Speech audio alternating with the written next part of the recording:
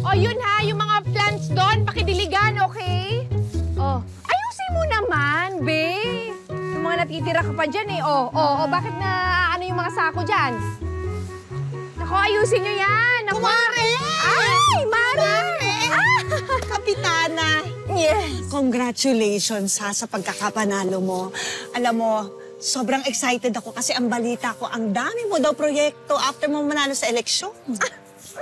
Oo naman. At una sa lahat, Mare, thank you, ha? Sana pala, Mare, huwag ka magalit sa akin. Kasi yung mga dati mong project nung ikaw yung kapitana, ipinapatigil ko na. Wala yun, Mari. Ano ka ba? Yung mga issue natin ganyan sa politika, dapat hindi yan nakaka-apekto sa pagiging magkumare natin. Kahit ikaw pang nanalo sa eleksyon. Kahit alam kong dinaya mo ko. Ano ka mo, Mare? Ha? Ano yan? Wala. Wala. Ang sabi ko, full support ako sa'yo. Talaga naman, Mare, no? Naku, salamat, Mare, ha? Kahit alam ko na sinisiraan mo ko dati, tapos sabi mo na wala akong karapatan bilang barangay captain.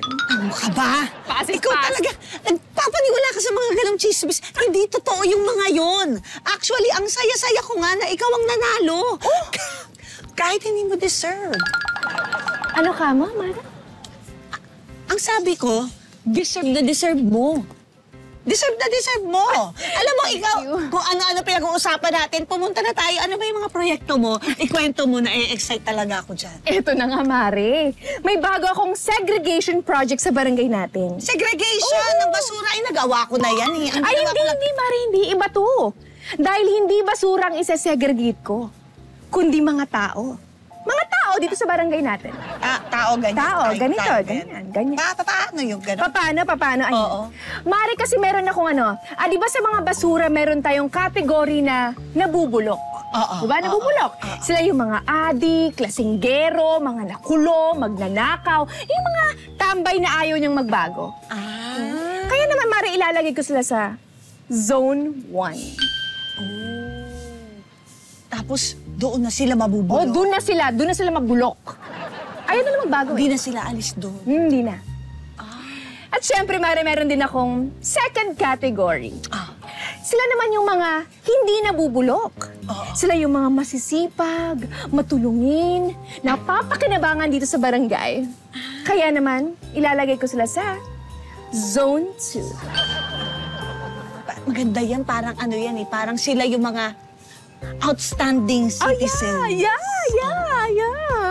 At syempre, Mare, meron pang pangatlo. Meron? Di ba, sa basura, Mare, may nabubulok, hindi nabubulok. Syempre, may recyclable.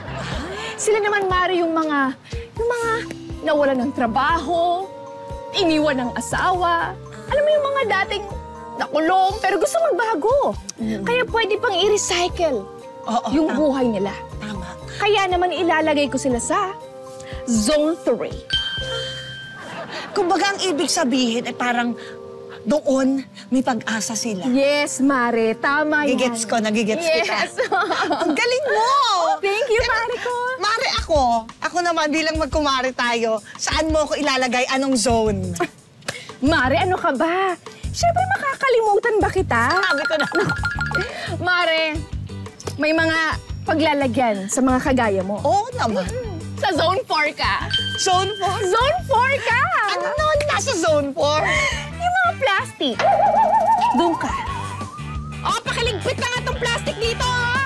Akala ko ba kinuha niyo na lahat ng mga plastic? Ito pa, plastic, Kuya, dali, bilisan mo na. Kunin mo na to. Lumalayo yung plastic. Tumatakbo yung plastic. Kuya, habulin mo! Matawa mo sa